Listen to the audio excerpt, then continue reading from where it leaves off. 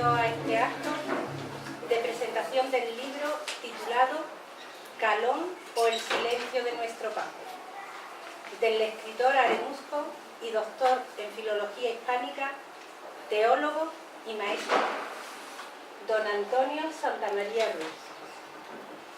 Contamos además con la pintora de la cubierta e ilustraciones del libro y familiar del autor, doña María Dolores Serrano Conde.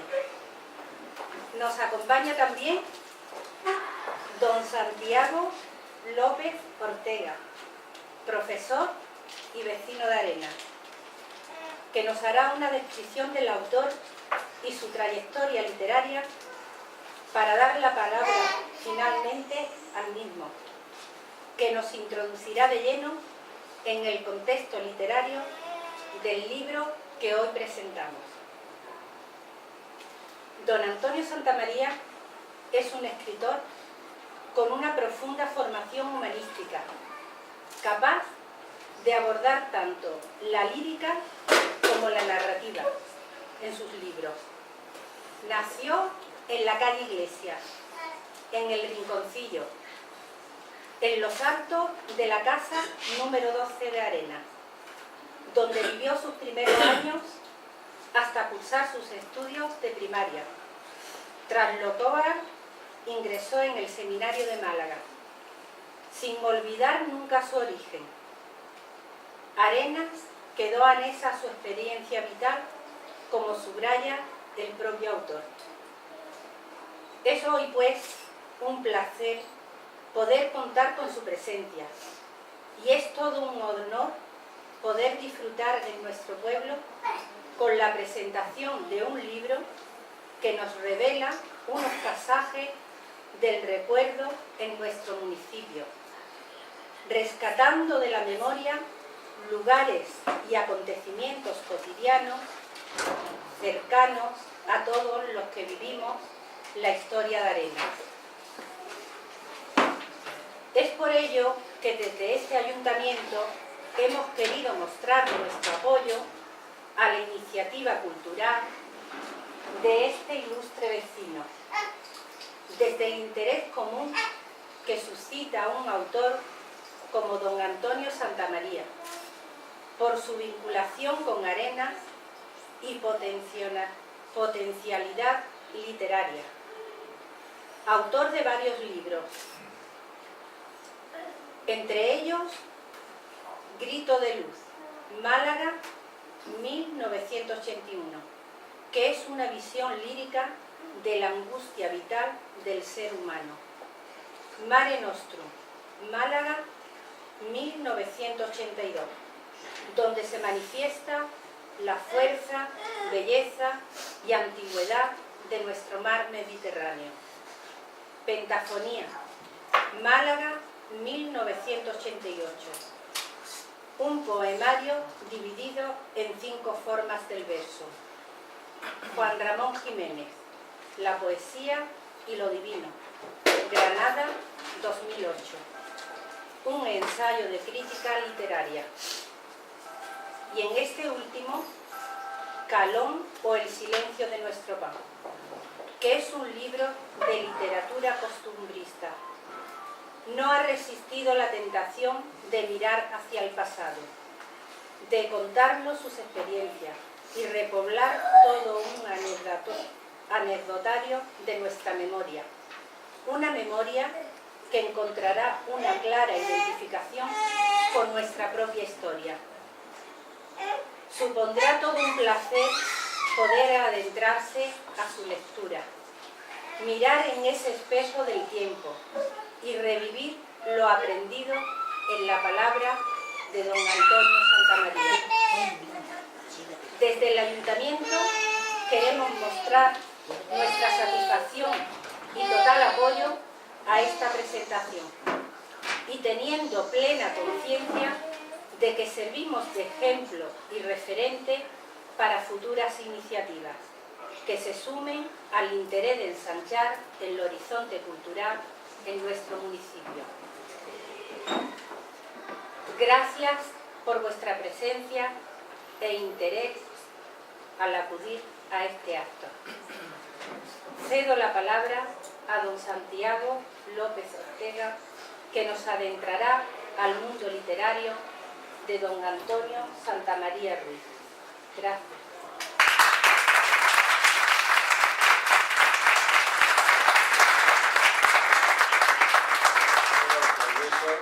Amigos todos, buenas tardes. Al comienzo de este acto de presentación del libro Calón o el silencio de nuestro pan, quiero enseñarles mostrarlo un poquito, porque la verdad es que es muy bonito. De nuestro común amigo, don Antonio Santamaría. Quiero intervenir brevemente para echar una mirada retrospectiva y recordar que por estas fechas, hace un par de años, se presentó en Vélez, Málaga, el libro Juan Ramón Jiménez, La poesía y lo divino. Aquí lo tenemos.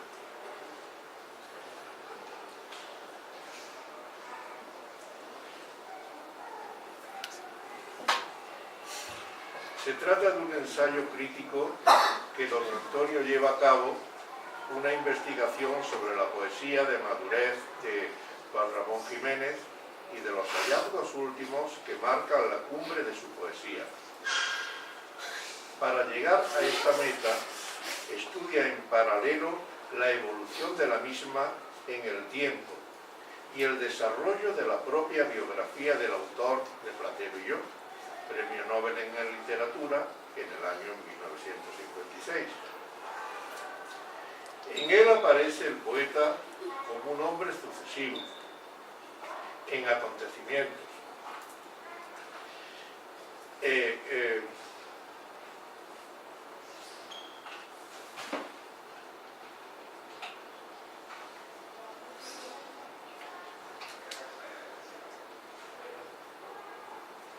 Cuya conciencia evoluciona al mismo tiempo que su poesía, hasta alcanzar un nivel superior, el propio de una persona y de una obra poética con un alto grado de desarrollo, que posee unas características comunes con lo divino, como él mismo refiere. Este libro, aunque su condición de ensayo puede manifestar un cierto nivel técnico, posee al mismo tiempo la sencillez y el colorido del poeta de Moguer, autor de Platero y yo, que por ser andaluz se le llamó el andaluz universal.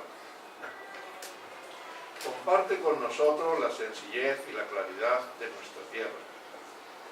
Juan Ramón Jiménez, La poesía y lo divino, ocupará, en mi opinión, un lugar importante en la obra de don Antonio, junto con Grito de Luz, Mare Nostrum, Pentafonía, Juan Ramón Jiménez y la poesía y lo divino, y el Colón y Calón o el silencio de nuestro pan, que es de lo que se trata esta tarde.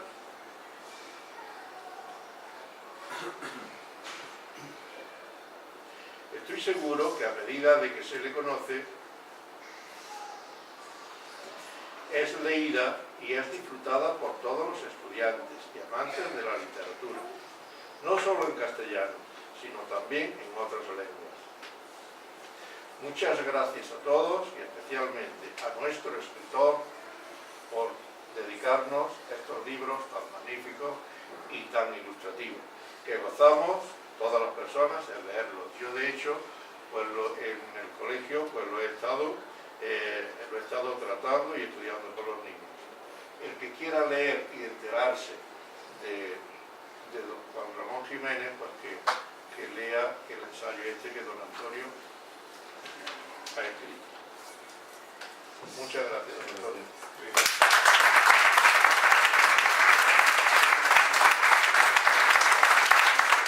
Da gusto, ¿verdad? Así da gusto, qué bien. Qué bien. Es de bien nacido ser agradecido. Y tengo que comenzar dando las gracias a Silvia, alcaldesa de aquí, presidenta de este ayuntamiento, por las palabras que nos ha dedicado, tan pensadas, tan reflexionadas y al mismo tiempo tan entrañables. Y sin nada de ficción, nada de teatralidad, saliendo del alma, ¿verdad? Ese alma nuestra de arena. Gracias por dejarnos esta sala, permitir que celebremos aquí esta sala, y me ha parecido genial, porque además el libro va de arena. ¿Y dónde se representa mejor arena que en su propio ayuntamiento, en su parroquia? Y el ayuntamiento, en este caso, es para todos. La parroquia puede que no lo sea. Agradezco a Santiago las palabras que me ha dirigido con motivo del ensayo de investigación sobre poesía de madurez de Juan Ramón Jiménez, que es el resultado de una investigación muy fundamentada, muy intensa, que es interesante. Quiero agradecer y no pasar de largo por la figura de mi hermano Juan, que ha sido mi memoria, porque muchos de los datos que aparecen en Calón, la verdad yo no lo sabía. Cuando ustedes lo lean, pues verán que se van a aprender cosas incluso de vuestras mismas casas, de vuestras mismas calles. Y, oye, esto no lo sabía yo. Pues sí, es así. Pues mi Juan para eso es una memoria grandísima. Y él me ha hecho mucho bien con eso y al mismo tiempo con la paciencia que ha tenido para aguantarme. Porque yo cuando me pongo pesadillo, o en persona o por teléfono, no lo he dejado tranquilo. Tanto gracias a él. Gracias a todos ustedes por venir, estar aquí juntos, porque así somos un grupo que podemos compartir un acto cultural que nos puede interesar más o menos, pero que ciertamente tendrá algún interés. Finalmente, quiero agradecer, y ello lo haría en la persona de su alcaldesa, a mi pueblo, pues, como conjunto, todo lo que me ha dado, porque yo aquí vine al mundo, aquí fui concebido, aquí vine al mundo, aquí vi mis ojos y mi mente a esta cultura que me impregnó definitivamente. Tanto tengo un reconocimiento muy grande para mi pueblo, que es Arena, y lo hago presente en la persona de su alcaldesa. Hoy presentamos aquí a Calón. Calón. Ningún sitio mejor para presentarlo, puesto que, como veremos ahora después, es un libro que trata de arena. ¿Por qué? No está hecho para hablar de arena. Lo que resulta, como veremos también, es que la acción de esta trama está localizada en Arena. No en La Mancha, ni Moguer, ni es tampoco Oviedo, como sería en la Regenta de Clarín, sino Arenas. Si estamos en Arena y los personajes que se mueven son los de Arenas, estaremos en una ficción, porque esto es literatura, pero una ficción que tiene un fondo real y recoge y expresa nuestra cultura. Por eso va a tener mucho eco en todos nosotros. Las ilustraciones que tienen, muy abundantes y muy buenas, están hechas por Mariló, profesora, licenciada en Bellas Artes y una pintora ya probada y experimentada, con exposiciones hechas y un gran interés por ese arte. Yo creo que ha construido unas ilustraciones tan adecuadas y tan al caso que, como el lenguaje no verbal se une al lenguaje verbal del texto para dar como resultado una unidad única artista que es Calón o el silencio de nuestro barrio. Pero en fin, ella nos va a comentar mejor que nadie, porque es la autora, cómo ha hecho esas ilustraciones, qué técnicas ha tenido, qué visión. Muy bien. Buenas tardes a todos. Me alegra estar aquí esta tarde porque para Antonio Santamaría era un momento muy esperado. Él ansiaba que saliera a la luz de este libro para que todo el mundo, familia, amigos y vecinos de Arenas pudieran descubrir este trabajo fruto del amor a su tierra y a su pueblo. Cuando recibí el encargo de elaborar las ilustraciones de este libro, me sentí honrada por la confianza depositada en mí, ya que es un trabajo muy importante en la carrera literaria de Antonio Santamaría, y al mismo tiempo con una gran responsabilidad, pues se trata de una obra en la que él ha estado trabajando casi toda su vida. Y esto es así. Es un libro soñado. Él ha acariciado cada renglón, cada verso. Las ilustraciones que he realizado complementan esta obra. Yo he trabajado en esta dirección y así espero que ustedes disfruten, junto con el contenido literario, el aspecto estético. Las ilustraciones parten de ideas muy generales. El autor me ha dado libertad no encorsetando mi labor con datos acerca de personajes, sitios concretos, descripciones, etc., para que las imágenes fueran universales. No hay facciones en los personajes y la figura humana aparece en contadas ocasiones, pero el conjunto de la obra está lleno de estampas casi costumbristas que rodean al hombre. Objetos cotidianos, paisajes, flora. Son evidencias de un pueblo y de sus costumbres, de su día a día, de su trabajo, de su sudor, de la lucha por la vida y de lo bello que la rodea. He preferido trabajar en blanco y negro, para dar un cierto grado de dramatismo, aunque yo amo el color profundamente. Esto me ha servido para andar otros caminos y descubrir. Si no hubiera sido por este libro, posiblemente no hubiera experimentado todo esto.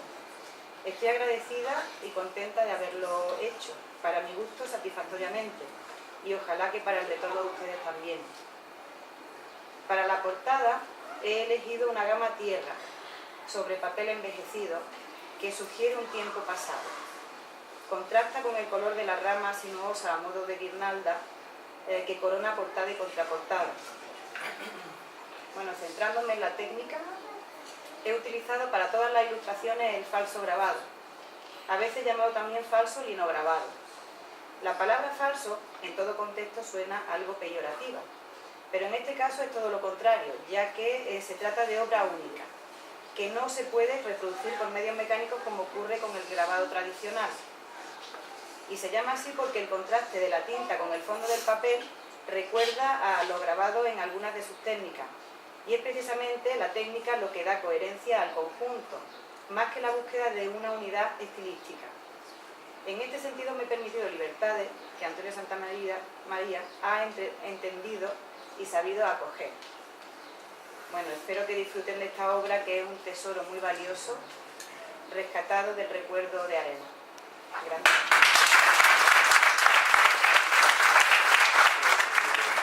Muchas gracias. Arenas tendrá sus fallos, pero Arenas tiene su encanto. Un encanto que para mí es admirable y que quizá los mismos arenucos tenemos que descubrir, porque de tanto estar iluminados por el sol, no apreciamos el valor de la luz del sol. De tanto ver, no apreciamos el valor de la visión. Y de tanto pasar por Arenas, nos olvidamos de las muchas bellezas que hay en ella. Arenas es un tesoro. Es una concentración de ternura blanca establecida sobre la tierra firme. Arenas tiene su origen en una dulce y abundante lluvia de pétalos de flores de almendro derramada mansamente sobre la ladera sur del Cerro Alto. ¿No lo crees así, Calón? Arenas, una lluvia de pétalos de flor de almendro ladera abajo. Desde lo más alto del barrio alto se derraman ladera abajo abundantes pétalos cándidos, ternura y blancura regaladas, a la vez que secuencia de un sudor, abriéndose pronto en dos lomas, una cuyo viso discurre por la calle Granada hasta dormirse en Caltarranas, y otra por la Carica de Dios, calle Lomilla Delante, hasta bajarse por la calle Cabildo al Calvario, o en grandes saltos por el Perchero. Las dos lomillas mandan sendos costados para formar un pequeño valle cuyo lecho está recorrido por la calle Arroyo Alto, que desde la plaza continúa su descenso con la denominación de Arroyo Bajo.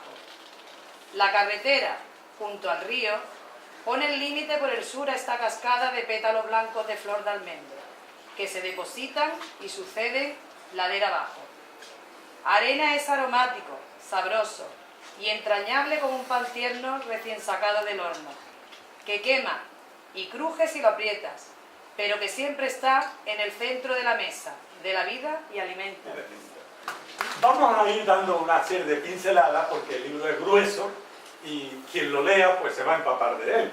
Pero sí una pincelada para destacar el posible interés que podamos descubrir en él. Título ya lo hemos oído y tendremos ocasión de ver ahora el por qué se llama así. Abrimos las páginas y encontramos la dedicatoria a mis hermanos, pero no solo a ellos, a mis hermanos y a cuantos se sientan reflejados en estas páginas de Calón, que somos todos nosotros y cualquiera de otros pueblos que se sienta reconocido en estas páginas de trabajadores honrados que luchan por sacar adelante sus familias superando dificultades.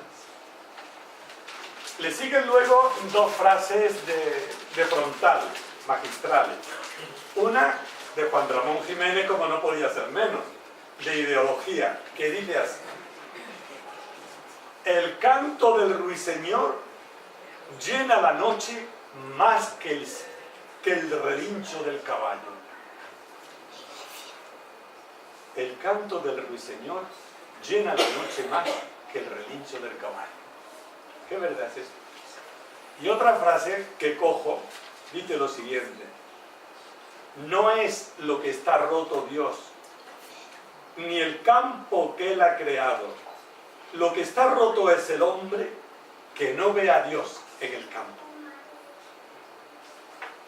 Después sigue un índice general, esto está muy al comienzo, porque aunque la tradición española pone el índice al final, queda muy bien al principio como orientación. Como orientación. Si busco un capítulo o busco un tema. Hay 14 capítulos. En cada uno de ellos se desarrolla un aspecto de costumbres, de trabajo, y como somos arenúsculos que nos estamos moviendo en ese ambiente, pues sale nuestra lengua, nuestra manera de ser, nuestras leyendas, sabiendo que lo que hay de literatura popular expresada por nosotros y recogida en el libro, no estaba recogida antes por escrito. Está escrita por primera vez, de primera mano. Sigue una introducción, que la palabra lo dice, una manera de dar una visión del libro antes de empezar a leerlo, y a continuación 14 capítulos. Y a continuación 14 capítulos. En ellos se trata del pueblo, el pueblo se expresa, pero el pueblo, si quiere ir a trabajar a la casa vara, tendrá que salir por el descansadero, tendrá que pasar el polipar. Entonces la toponimia y la topografía, o al revés, la topografía y la toponimia están muy presentes. El nombre, o sea, los campos, las parcelas y sus nombres. Sabiendo que en muchos casos rescatamos la persona perdida detrás de ese nombre. Porque como dijo Juan Ramón Jiménez, al final quedarán los nombres. Umbría de Juan Pablo. ¿Quién era Juan Pablo? ¿Sé que tiene la parcela ahí por el portizuelo para allá? Nadie lo sabe. Pero el nombre ha quedado ahí. Y otros muchos así que intentamos recuperar. Cada capítulo termina con un grupo de jóvenes que se sientan en el altillo por la noche, tranquilamente, para tocar la zambomba. Y con motivo de eso, recogemos las letras todas del folclore de zambomba de nuestro pueblo, que se extiende también al Macha y algunos sitios más. Después de los 14 capítulos, viene una cosa muy curiosa que me ha dado mucho trabajo, pero que lo he hecho con mucho gusto. Me he entretenido en hacer un listado con todos los nombres propios que salen en el texto. No son muchos, pero son allá por los 1500 a 1600. Organizarlos por orden alfabético, bla, bla, bla, bla, chao, chao, chao, chao. Ver en qué página aparece cada uno. Y al final ha quedado plasmado un índice onomástico donde buscas la palabra, por ejemplo, Antonio Campos López, que a lo mejor tiene por aquí una hija, y te dice, pues en tal sitio, en tal sitio, en tal sitio, en tales páginas aparece. Porque en otros muchos lados aparece también, pero ahí aparece su nombre. O María Peláez Díaz, pues te dice las páginas. O Juan Santamaría, y entre comillas pongo Santos, que es el apodo. Pues ahí te dicen qué páginas aparece. Y esto es muy orientativo a la hora de una búsqueda concreta. A este índice onomástico le sigue un índice de letras y de cantos populares. Porque a veces recojo romances que hay aquí perdidos de la tradición popular, o recojo ciertas cosillas, ¿no? Y por último, acaba el libro con un índice de coplas de zambomba, que por tener un interés especial las coplas de zambomba, he querido también ponerle un índice. Y de coplas de zambomba sale también un buen número. Un buen número. Esta es la estructura sencilla, dicha así, que tiene este libro. Es de suponer que todos nosotros nos sintamos reconocidos en ella. Uno, porque la hemos vivido. Porque el libro recoge la cultura de Arenas, como comentaremos brevemente después, recoge la cultura de Arenas en los años 50, en el segundo lustro del 50, del 55 al 60. Es el Arenas que aparece aquí retratado. ¿Y por qué está aquí retratado y ese interés? Porque se iba a perder esa cultura, comentaremos también, en cierto modo, con el quiebro cultural que hubo a raíz del año 68. Que llegó la Coca-Cola a todas partes, el yogur a todas partes, el tocadiscos a todas partes, y fue borrando las fronteras de lo local y con eso mucha belleza particular. Otros que no lo vivieron, como pudieron ser mi hermano y yo, por ejemplo, Teresa, los que somos mayores aquí, pues lo habían vivido como hijos.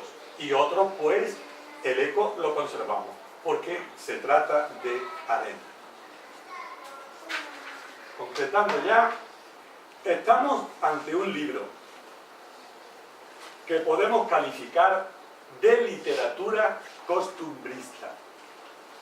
Por tanto, estamos ante una ficción.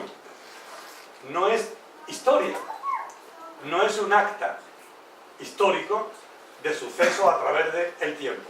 No. Incluso muchas escenas que se montan no ocurrieron.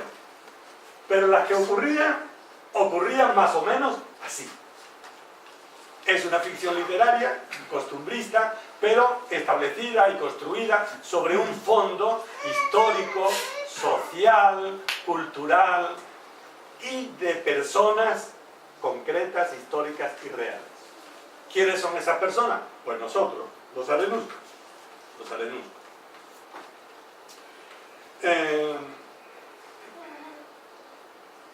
Nos encontramos ante esta obra costumbrista que de forma serena intenta mostrarnos a un pueblo que ha luchado por sobrevivir. Ha tenido épocas de algún esplendor, de alguna tranquilidad, y también muchas épocas. En la historia, analiza desde 1400 hacia acá, que ya andaba Arenas por algún lado aquí arriba, y ha pasado épocas difíciles, pero ha sido un pueblo que ha sabido luchar. De ahí también el símbolo que hemos elegido. De modo que este libro es como una metáfora, una expresión de todo el pueblo, pero del pueblo histórico y social, intenso, de la España real, agrícola, pobre, luchadora, silenciosos, en montes secos del sur, cuya comunicación es admirable, tanto por nuestro, que somos nosotros los personajes, tanto por nuestro uso de la lengua, que es genial, cuanto por los silencios. Porque Arenas sabe utilizar los silencios de forma magistral, y a veces un silencio lanza un discurso más largo que muchas palabras. Al mismo tiempo muestra la esperanza y la ilusión que tiene este pueblo por seguir adelante. Así pues, Arenas es el lugar donde se desarrolla la acción. Época en que se desarrolla, sobre los años 50, en concreto la segunda mitad, el segundo lustro. De modo que podríamos decir que presenta un estado sincrónico cultural, como si diéramos un corte en la historia, y en ese corte salchichonero, valga la expresión, aparece la cultura que Calón intenta recoger. Hay un protagonista colectivo. Aquí no es Don Quijote, ni es la regenta, ni es tampoco Platero, ni es tanto protagonista que hay en la historia de los libros. Hay un protagonista colectivo. ¿Quién es ese protagonista? Los habitantes de este pueblo. Protagonista colectivo es el pueblo, entendiendo por pueblo los habitantes que formamos la comunidad. Pero claro, estar hablando de Arenas, de las personas de Arenas, de los arenuscos, y estar hablando y diciendo cosas, no, ¿ve cómo se le ve a este el plumero? Claro, como él es arenusco y no se repite nada, claro, no sería eso ni muy correcto, ni muy literario, ni muy estético. ¿Qué he hecho? Me he buscado un símbolo. Y el narrador, el que va construyendo el libro y se va desarrollando, ¿con quién habla? Habla con Calón. Calón, que es, lo vamos a ver a continuación, pero habla con Calón. Así, por muchas cosas que le digan a Calón, qué bonito, qué bien queda, ¿verdad? Calón somos nosotros. Calón somos nosotros.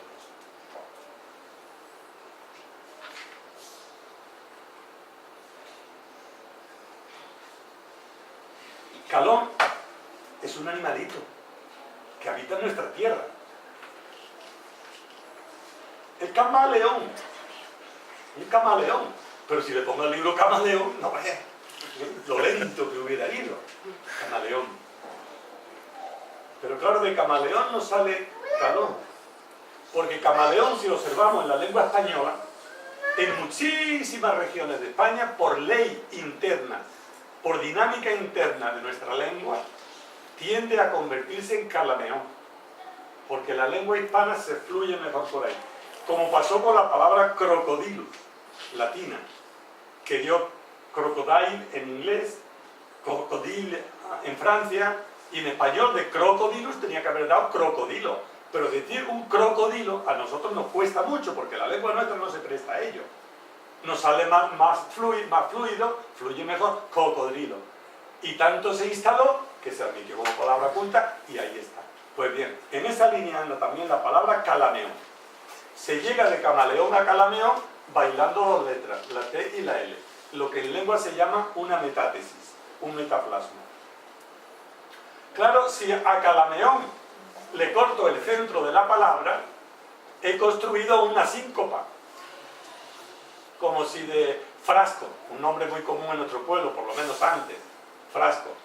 Cojo las tres primeras letras y las tres últimas. Frasco, que he quitado, lo del medio. Eso es una síncopa. Pues en calameón quito el centro y me queda calón. Palabra breve, sonora, neta, a la que se le pueden decir muchas cosas. ¿Y calón a quiénes representa? A nosotros. A nosotros.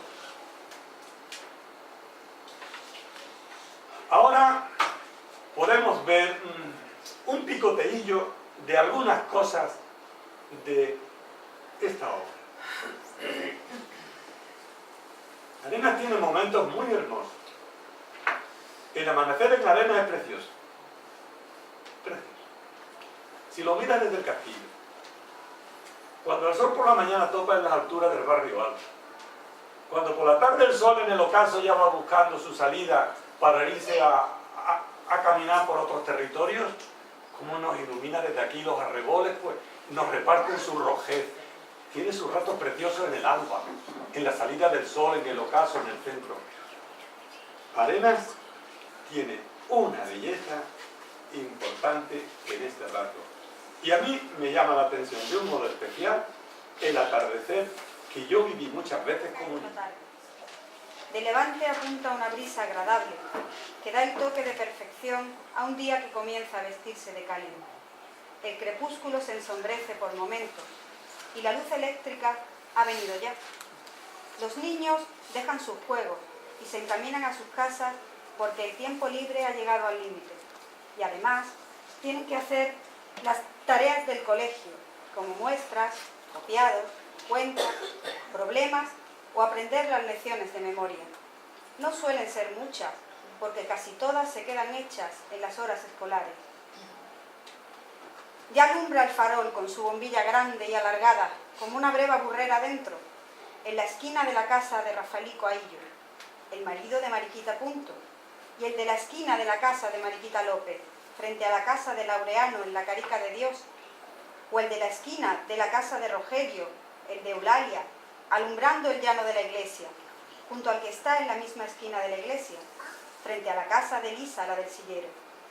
Ya alumbran todos los faroles de las esquinas de todas las calles, lo mismo que en Cantarrana, que por la calle El Tiesto, o en la calle Pipo o Perchero. Una faena que ocupa un espacio grande en Calón, o al menos importante, es la faena del verano, lo que llamamos nosotros el verano. La recogida de la uva moscatel, la elaboración de la pasa y el transporte hasta poner la carretera abajo. Que en aquellos tiempos venía Miguel, un carrero que subía desde Vélez con 2 vacas, y a mí me llamaba la atención cómo las vacas ponían los ojos cuando tiraban del carro hacia arriba, cargaban a las pobres, que mal lo pasaban. La Pasa. Y es que La Pasa ha configurado mucho a Arena y ha dado muchas expresiones curiosísimas que se conservan en Arena relacionadas con el ámbito del trabajo de las pasas.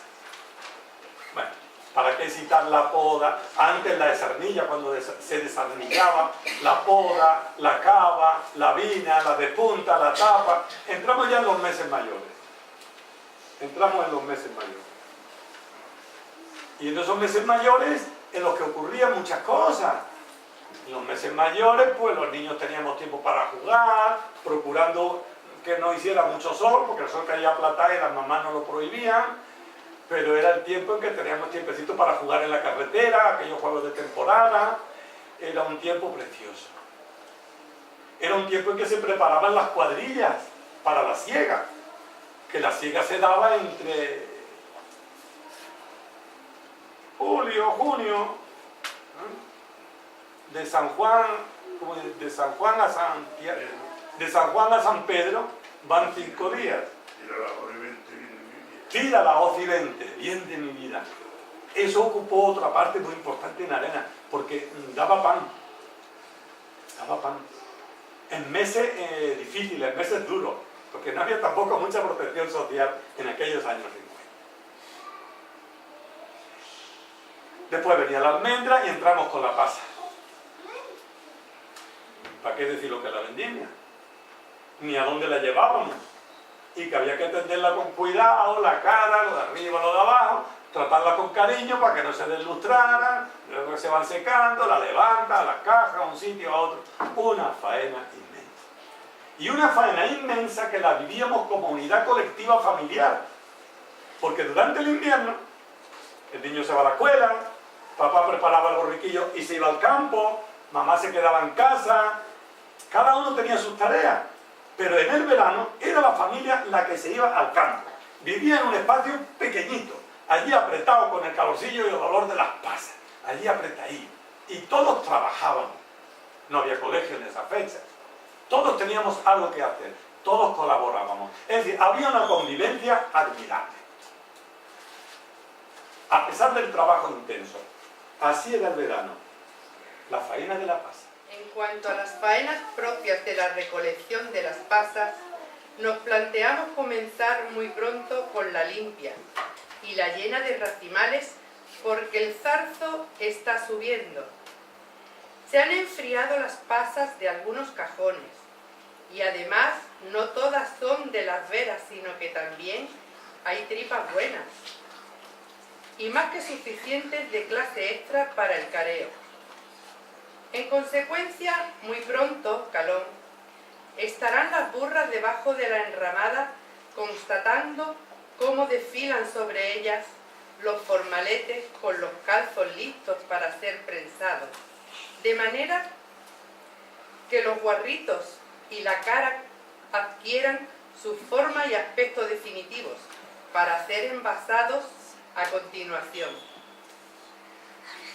Los paseros echan afuera cada día más cantidad de pasas y hay que estar sobre ellos en su momento porque si toman más soleo del debido, se endurecen y se resecan, perdiendo en consecuencia peso y calidad, hecho muy negativo desde el punto de vista económico.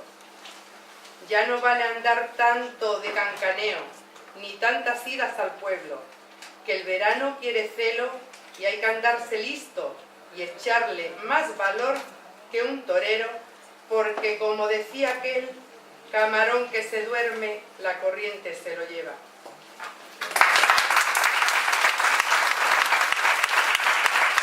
Hemos apuntado un poco la labor de la siega en los meses mayores.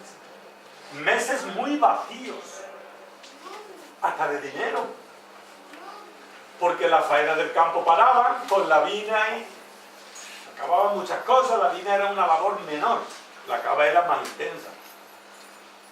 El tapar la viña, despuntarla, una labor menor, poca ocupación. Los días muy largos, pocos ingresos. Las ganancias que hubiera del verano anterior, me alegrito verte bueno, aquellas se fueron. Y, ¿para qué decir? Remedio la de Josico España poniendo rayitas en los cartones. Yo me acuerdo muy bien de aquello. De poner pan, el cartón. Unos meses difíciles. Además, esto es más largo que un día sin pan. Más largo que el mes de mayo. El mes de mayo tiene 31 días como tienen otros. Pero es que otros tienen trabajo y hay algo. Mayo es un mes de paro. Pero la faena de la siega viene a solventar un poco este problema. Se comienzan a formar las cuadrillas. Las cuadrillas ya estaban hechas de un año para otro. De un año para otro. Se citaban normalmente en un bar, donde mientras arreglaban la cuadrilla, si faltaba uno más, sobraba uno, a dónde iban, que se había hablado con el dueño, que el dueño era a lo mejor el cortijo de jabonero en Campillo, era en Cibuela o era en Chauchina. Se tomaban unas copas de vino, no mucho, para no darle demasiada alegría a la cuadrilla, porque también había que pagarla al final. Pagaban todos en plan de prorrateo. El gasto se dividía y pagaban todos, menos el manijero, porque el manijero bebe, pero no paga. Ese era un principio que había. Se iba formando la cuadrilla, se concretaba. Y una vez concretada, pues ya empezaba a organizarse cada uno su material que necesitaba, cajones, protección para las manos, dediles, la hoz, todo aquello, para que al llegar su momento pudieran salir. Y salían un día las cuadrillas por el descansadero, los que iban a la ruta hacia el norte, hacia Granada, Lacha, Artiguela, Chauchina, Ximenea, toda esa zona de ahí, Bromilla. No, eso más bien por el descansadero, eso he dicho. Y luego por la Lomilla de los Gallos, los que cogían la ruta hacia Río Gordo, por Periana, para ir a las campiñas de Sevilla, de Campillo, por ahí. Hay una cosa muy curiosa en esta sierra. Primero, las fatigas son terribles, porque normalmente después ya vinieron mejoritas con la historia y con el adelanto de las cosas, y dormían bajo techado en muchos casos, ya Manolo el Pintado los llevaba y los traía con un coche, y se repartían el gasto, que no era mucho, pero en otro tiempo, piececitos para que te quiero, que una peseta es una peseta, y una perra gorda es una perra gorda. Y se metían andando con una primera jornada a Río Gordo y otra jornada a Tira para allá y a Mollina o a donde fuera. Mucha fatiga. Bueno, cuando se secaba la camisa la ponían en el suelo y ¿cómo se quedaba, Juan? De pie. De pie. Una trabajar y cabía en la tierra. De pie. Mucha fatiga. Pero el venir con un dinerillo ganado remediaba muchas cosas en la casa. Muchas cosas. Una cosa interesante en las cuadrillas de la siega. Eran unas unidades educativas muy importantes en el pueblo. Muy importantes. Había una educación interna desde sus propios miembros que me ha llamado siempre la atención. Me ha llamado siempre la atención. Primero, el principio de autoridad. El manijero manda y no se le discute. El manijero manda y no se le discute. Manijero, ¿por qué? Porque el que mandaba una manija, un grupo de 5 trabajadores, una mano. Luego está la manija, que es un medio de proteger la mano. Una mano. Una cuadrilla alude a 4, y en este caso a 5, a un grupo. Hay un principio de autoridad. Eso es muy importante. Autoridad no solo de ordeno y mando, sino autoridad por su experiencia, porque sabe de siega como el primero, porque conoce a dónde va, sabe por dónde se va y sabe cómo repartir equitativamente las ganancias. de modo que todos vuelvan contentos a la vuelta de la siega. Es el responsable de la organización, de la contrata. Entre ellos hay una persona que era novicio, se estaba iniciando. Normalmente era una persona joven o una persona mayor que tenía menos capacidad de trabajo porque tenía algún problema de salud. Normalmente muchachos, que se le llamaba el zagal. El zagal tenía la responsabilidad de ir con el borriquillo, servir el agua a la cuadrilla en el tajo de la siega, ir a para la comida al pueblo, la olla sobre todo cuando se tomaba al atardecer, a la caída del sol, el gazpacho al mediodía. Y este muchacho iba aprendiendo todo eso, salía de Arenas, que entonces de Arenas yo iba animado y me sentía avergonzado, no sabía cómo andar, me parecía que todo el mundo me estaba mirando. Animado a Corumbela, estábamos más encerrados con una monja de clausura. Este muchacho salía de Arenas y veía otras tierras, otros caminos, otra gente. Eso es muy educativo. Veía cómo trabajaban un grupo, cómo se respetaban y se ayudaban si uno se ponía malo, cómo estaban los demás para protegerlos. Este era el zagal. Y a ratos, en la cuadrilla, le iban abriendo un espacio, si estaba libre, para que aprendiera a segar. Y si cortaba trigo con cierto aire, pues se le subía un poquito más la parte correspondiente. ¿Por qué? Porque había colaborado a segar. Hasta que llegaba un momento en que ya era consagrado maestro segador y ya iba a segar como los hombres. Es muy importante el aspecto educativo dentro de la cuadrilla entre los segadores. Entre los segadores. También esto aparece en Calón. Y aparece bastante. Y en todo ello, como tendremos ocasión de ver, hay un rocío de mitología mediterránea, sobre todo de mitología griega, y griega filtrada por Roma también, muy relacionada, como es lógico y no podía ser de otro modo, con la agricultura. Como la ninfa o la diosa Pomona, que es la que protege las viñas, o aquel otro dios que protege el paso de la flor al fruto. Hay cosas maravillosas desde el punto de vista mitológico en esta obra. Cuando la leamos con atención, veremos la cantidad de trabajo que hay metido ahí. Y todo eso es cultura y enriquecimiento. Las cuadrillas de segadores se afanan.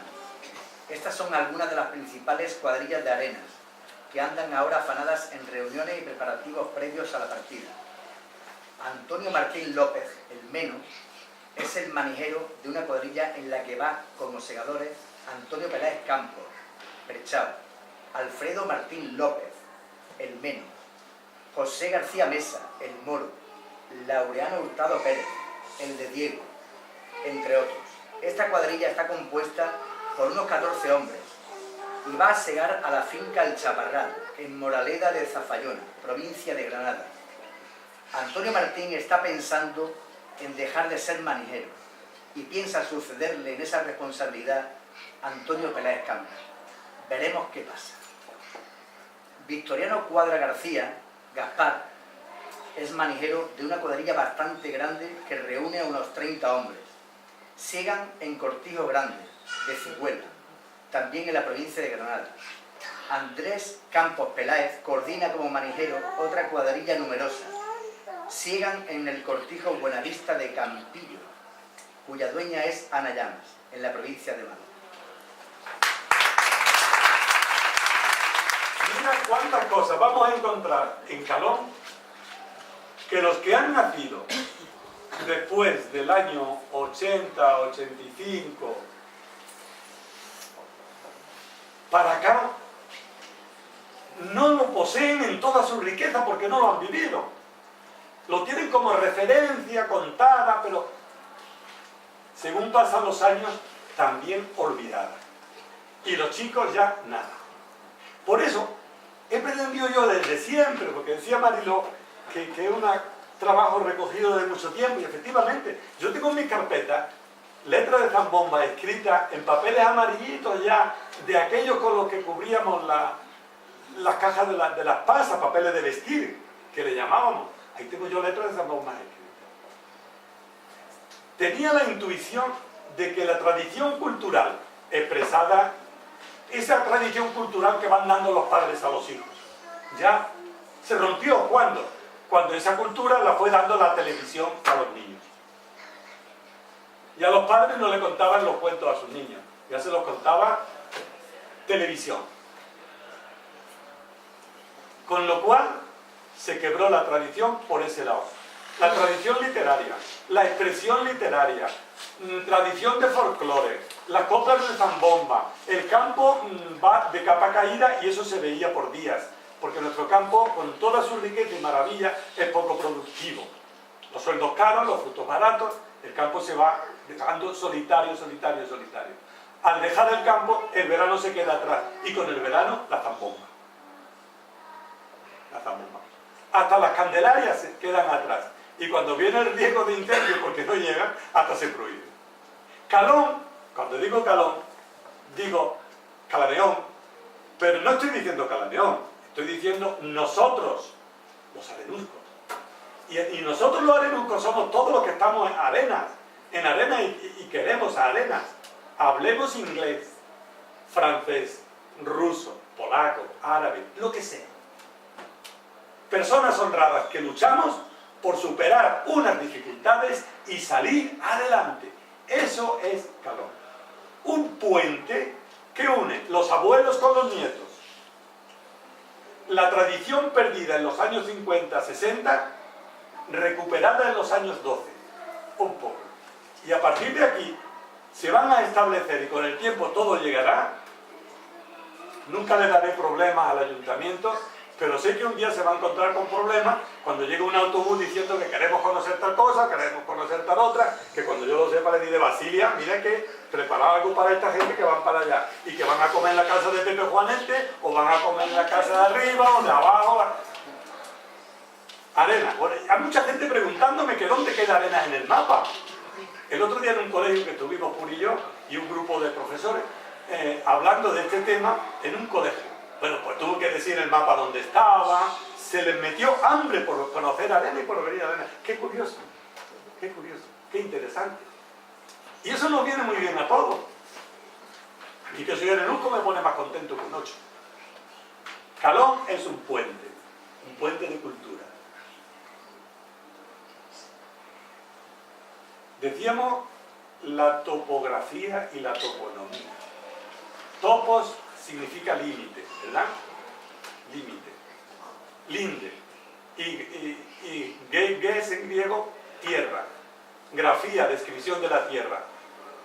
Topografía, parcelas de tierra que tienen su dueño, sus límites, sus mojones. Toponimia, los nombres que se aplican a esa parcela. Umbría del Mortorio, Zarabanda,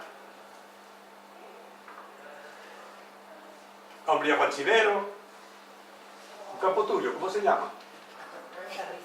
El Carrizal, los azafranes ya me había un palo, ¿no? Pero ahí está, y los azafranes salen por todos lados, no hay que comprar especias. Azafrán sale en Calón, mira, hasta amarillito está, fíjate, del azafrán. Es decir, que hay una gran riqueza de topografía y de toponimia en el pueblo. Que habrá personas que tienen un campo y no sabían que se llamaba así hace 20, 30, 40 años. Es curioso. Se descubre además la función de ciertas cosas, porque se han perdido.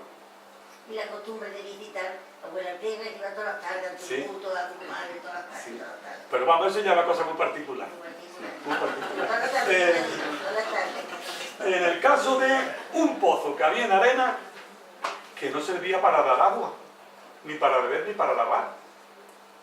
Servía para otra cosa. En otro caso, se describe la toponimia por funciones que tiene o porque está ahí y tiene que ser nombrada porque está siendo útil para alguien. Y en algunos casos se les trata hasta con mimo. Vamos a ver, a recuperar el sentido de un pozo que está cegado con C, pero que todavía tiene que estar ahí hundidito hacia abajo y hay que recuperar el sentido de ese pozo. Tú, escucha bien, que va contigo. Marías de Arenas, en la Aza de Alfredo, en la Zarabanda, en un almendralillo que se llama El Pino, en la falda de abajo, por la vegueta de Alfredo, frente al arroyo Pistola. El pozo de la sangre está prácticamente cegado por un olvido permanente, pero ahí está, entre el firmamento y el tártaro, entre el campo santo y el vertedero. No, por sobrevivir en el ámbito del mito, el pozo de la sangre es menos auténtico y concreto entre nosotros. En él se encierra el pasado con sus circunstancias que retumban como mazazos. Sepultura es vestida de rojo que cuando Dios no quiere, santos no valen. Este venero es diferente a todos los demás.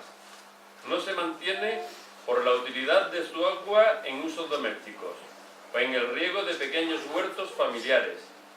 La generosidad y función del pozo de la sangre no reside en lo que da, sino en lo que recibe con reverencia trascendente, sobreviviendo entre alimañas y mariposas, teñido de rojo y desprendiendo un olor denso y pastoso de humanidad dolida. ¡Qué bonito! Una función perdida. Antes en sanidad había un remedio que era la sangría. El que tuviera un problema por tensión alta le venía muy bien. Lo malo es que además tuviera anemia, ¿no? Ese iba en vela. Pero era muy socorrida la sangría. Y la sensibilidad nuestra no permitía que la sangre extraída, que a veces era cantidad, fuera al vaciadero, que es lo que había entonces, no había red sanitaria. Se iba con los cubos a la afuera, según el barrio que estuviera, allá va, ¿no? A arrojarla. Pues arrojar la sangre ahí, que no, como que no. ¿Por qué? Porque es humana, hay calidad humana. Por otra parte, no es objeto de sepultura, de camposanto, que no responde a la figura de un cadáver consagrado por el bautismo que le da sepultura cristiana, no cabe. Arenas se inventó un espacio intermedio que es el pozo de la sangre. La sangre sobrada, la sangre que quedaba después de extraer la sangría, se llevaba y con reverencia se depositaba en aquel pozo. Por eso se llama lugar intermedio entre el firmamento y el tártaro. La palabra tártaro estamos en la mitología griega. Tártaro es ese lugar donde llegaba el río Cocito, por donde las almas de los difuntos iban gritando, dando lamento, y al final acababan en esa laguna tartárica, en ese espacio donde estaban los muertos. No es el cementerio, por mostrarlo a la manera griega, tampoco es el cielo. Es un sitio intermedio, el pozo de la sangre.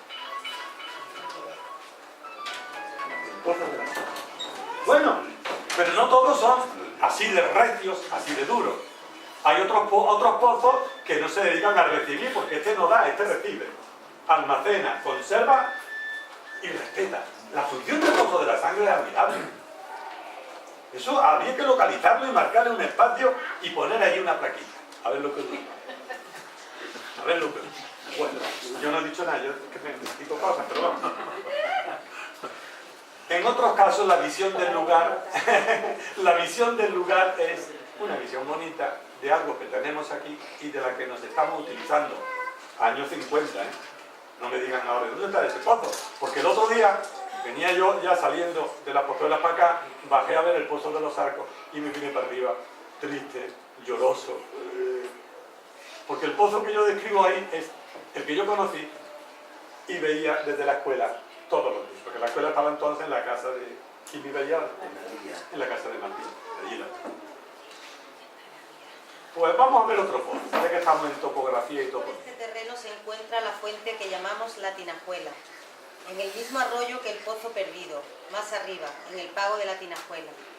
Se llega a este manantial remontando el arroyo del Mortero, junto al cortijo de Pepe Ortiz, entre viñas y olivos, en una parcela muy bien cultivada y ordenada que me conduce a la idea de jardín y de conciencia que imprime su sello en la naturaleza que nos coge y somos. Es una fuente muy cuidada, muy limpia, del regalo vital que la hermana tierra nos entrega Por ella se abastecen los vecinos, retirando con cántaros, con calderos y a veces con botijos el preciado elemento. Así, de este modo, Pepe Ortiz y Matilde Ruiz López, su esposa, y la familia de José Urbano Urbano. La tinajuela. Hasta las ranas deben ser bonitas, rechonchas y sabias en la tinajuela. La juventud está presente en Calón, en un aspecto importante, como están los adultos, están los mayores, oye, y los niños, que ocupan un papel muy destacado en Calón. Entre otras cosas porque en esos años era yo niño en la escuela. Y tú también, Mariquita, y muchos de los que estamos aquí. Éramos niños. Entonces vivía aquello muy intensamente, y tú, Santiago.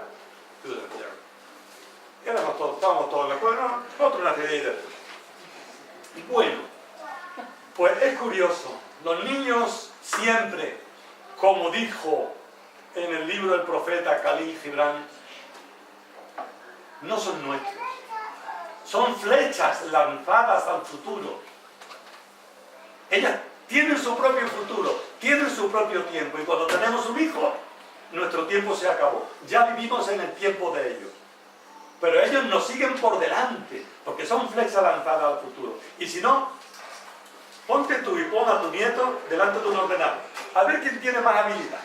Él, esa flecha lanzada al futuro llegará a donde no llegas tú, ni llego yo, por supuesto. Los niños, ese bullicio en el pueblo, ese bullicio, ese grupo maravilloso que recibe la transmisión de la cultura de sus padres y la trasladarán luego a sus hijos a su vez. Los niños tienen su ritmo propio en la casa, hay que regañarla a veces, en el colegio, en su juego de temporada, como son los botones, el marro, el salto palo, el trompo, etcétera, etcétera, etcétera. Los niños son para nosotros los más queridos y los más mimados de nuestro pueblo. Las mejores flores de arena. Esos bullicios de alegría en cascada, ese remolino continuo con la sangre hirviendo en sus venas. A estas horas de la tarde los niños han terminado su jornada escolar, así que don Manuel y doña Lola los han despedido hasta mañana a las 9. Se dirigen a sus casas, cada uno por la calle que más le conviene. Llevan sus libros bajo el brazo o en una cartera de cartón a la espalda. Carmelina López Roca y su hermano Alfredo, Rosario la de Venancio, Antonia la de Rosalía España, Amelia, Pepe Peláez de Buenos Días, Carmen, todos amigos y vecinos tienen corto el camino de vuelta porque viven en Cantarranas. Un poquito más tienen que caminar José Antonio García Pérez y su hermano Andrés, mis primos Antonio y Virtudes. José el de Carolina se queda en el Perché, como Antonio y María, los hijos de la prima Mariquita, la del Cano. Higinio Ruiz, el Pincho, sus hermanos Antonio, Delmira y Manolo, sus primas Aurelia y Ede, Anita la de Remedio, Isabelita Pareja y su hermana Maruja, María Adela la de Paco el del Melinda y sus hermanos Pepe Blas y Paco, se dirigen a la plaza y a la calle Cinco Bolas por la calle Arroyo Bajo.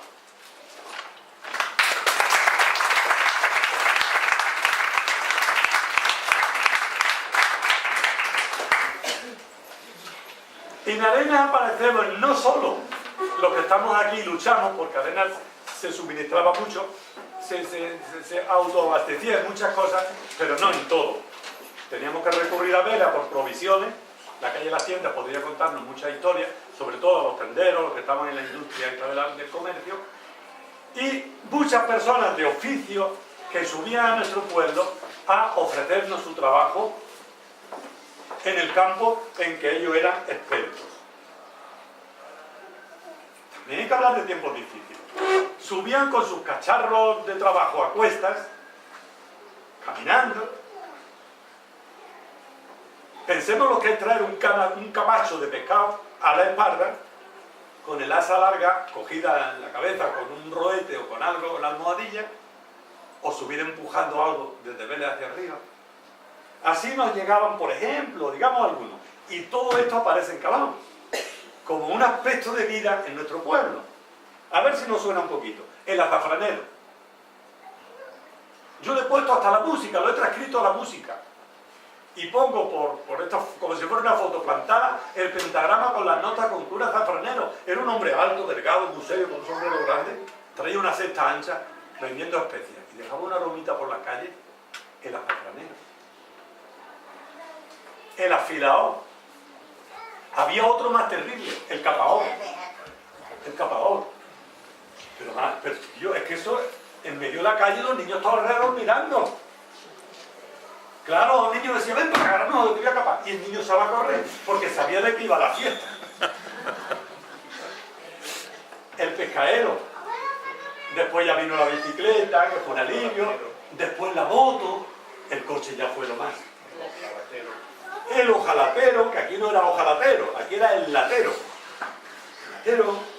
El molletero. El molletero, eso entra en el pescadero.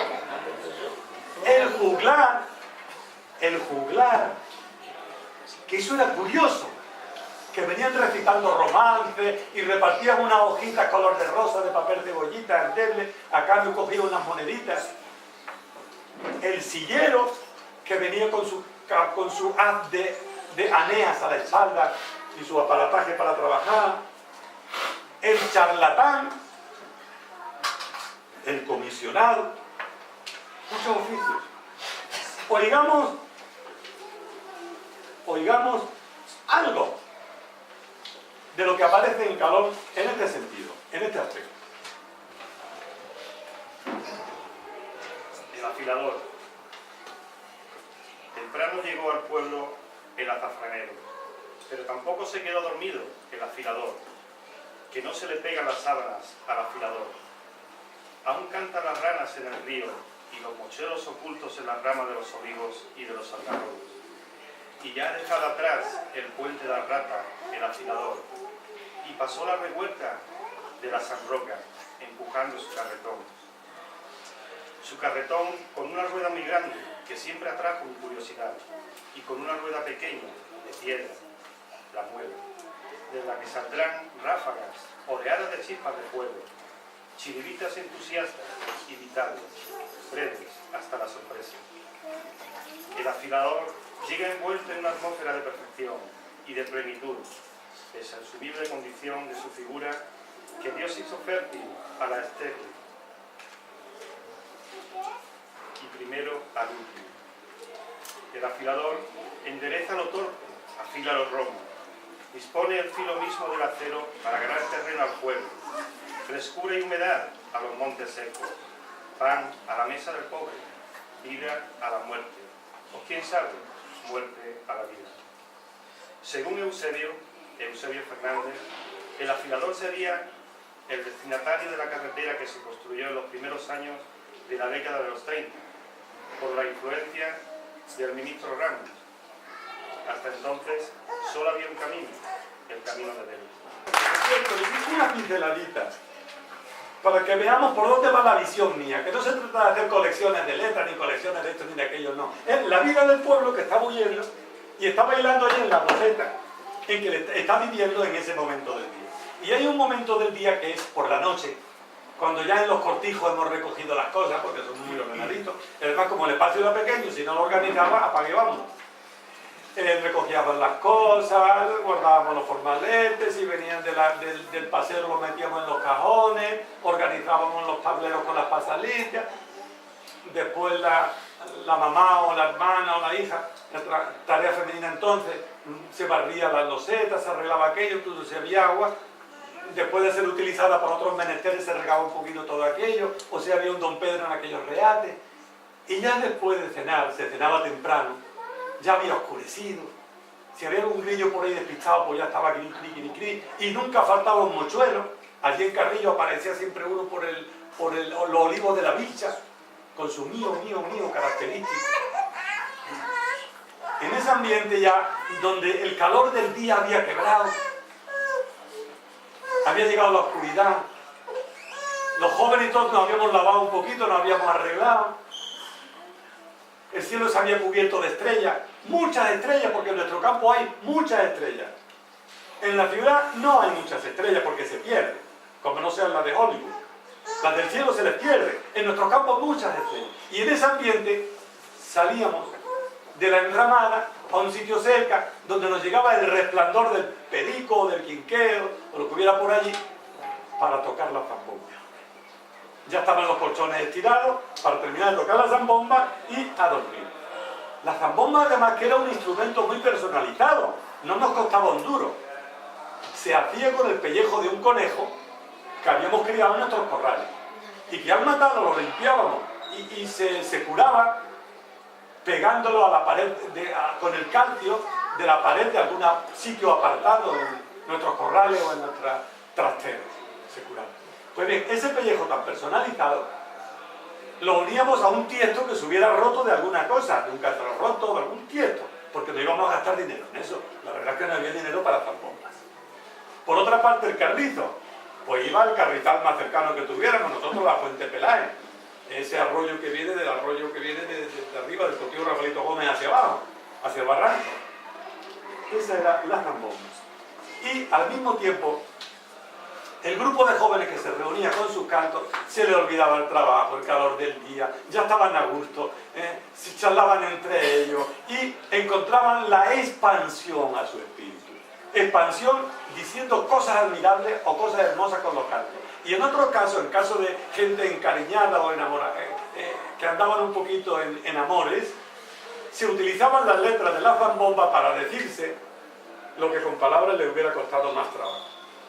Pero como las intenciones estaban claras, cada uno sabía por dónde venía la historia. La zambomba ha ocupado en nuestro verano un lugar tan importante que los que las vivimos se nos ha quedado grabado. Cuando yo me fui al seminario y comencé a ver que en Navidad tocaban la zambomba, en invierno digo, ¿qué gente tan loco? Yo estaba acostumbrado a la zambomba del verano, a nuestra zambomba. Ceñida a la cintura de tu historia, está siempre la zambomba como compañera inseparable. Calón, así es Arenas, y no se concibe el verano en sus cortijos sin la zambomba, como no se concibe sin el sol un sábado por aquello de que no hay sábado sin sol ni mocita sin amor. O un verano sin todo el chinchán que la recolección de las pasas lleva consigo. Porque la zambomba es, entre otras muchas cosas, el cauce para el desahogo de los pechos de los arenuscos, que lanzan afuera de la grandeza del rey y del dolor del esclavo que llevan dentro. Sin la zambomba, faltaría en Arenas el grito para arrojar el fuego del verano, la luz para remontarse al cielo desde cualquier esquina del campo y cantar al amor de todo lo renueva.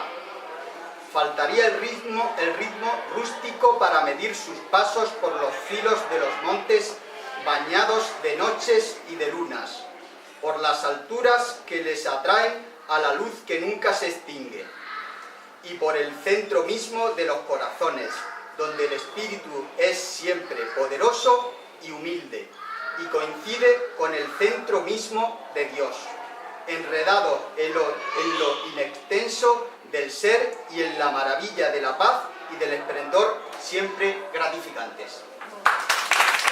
Nuestro padre y nuestra cultura. Ya vamos concluyendo. No vamos a sacar conclusiones porque cada uno sacará la suya cuando las lea, lo lea.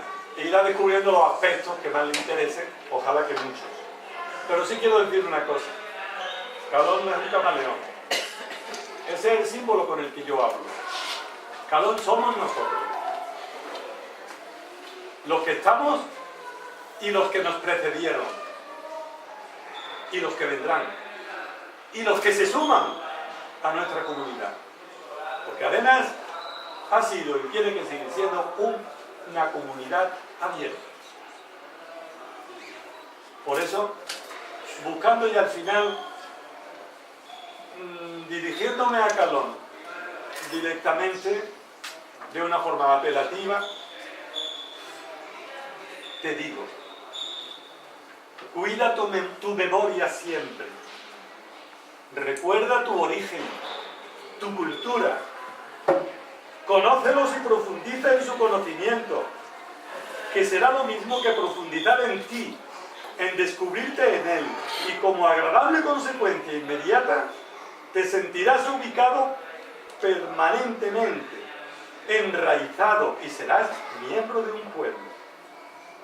Te sentirás estable y seguro, porque tendrás identidad al tiempo que tu futuro estará despejado en gran medida y el camino por andar desbrozado para que así tú como los que nacerán de ti caminéis por él con la majestad y la dignidad de los reyes más justos y memorables que han existido, inagotable Calón.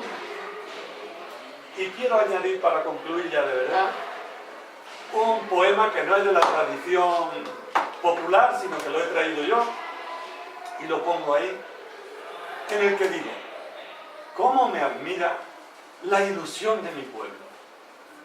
Levantándose tan temprano, años 50, no pensemos en el 12. Levantándose tan temprano para trabajar tanto, para tan poca cosa. ¿Pero con qué finalidad? Sacar a los hijos adelante, sacar a la familia, superar las dificultades. Eso es amor, eso es amor. Que obras son amor y no grandes razones. Por eso digo, necesitamos seguir soñando. Por sueño no quiero decir visiones oníricas, fantasmagóricas, no. Tener ilusiones. Tener siempre un algo para el mañana. De modo que ni el aburrimiento ni la depresión hagan jamás huella en nuestro interior. Porque somos personas que soñamos. Y soñamos desde la realidad y para la realidad. Y lo que no veamos nosotros realizado, lo verán nuestros nietos, nuestros bisnietos, pero llegará. Porque nuestros sueños tienen esa teleogénesis, esa capacidad de ponerse en movimiento y convertirse en reales. Sueños de Calón. Sueño contigo y que conmigo tú sueñas, que tú eres de mis sueños el sueño, que me domeñas soñando en raros empeños. Pero, ¿qué soy si no sueño? Si no mejoro el mañana, si atrapado por el hoy no me asomo a la ventana y así por la vida voy. Ay del pobre si no sueña, ay del sueño sin el pobre, que es el uno para el otro, oxígeno, carta, sobre, yegua, ubre, leche y potro. Sin miedo a perder Calón, tienes que seguir soñando para animar tu presente y así en tu soñar me expando para hacer luz en tu fuente. Soñemos, Calón, vivamos, que soñando avanzaremos por estas peñas sin dueño y su dolor sanaremos, que la vida al fin es sueño.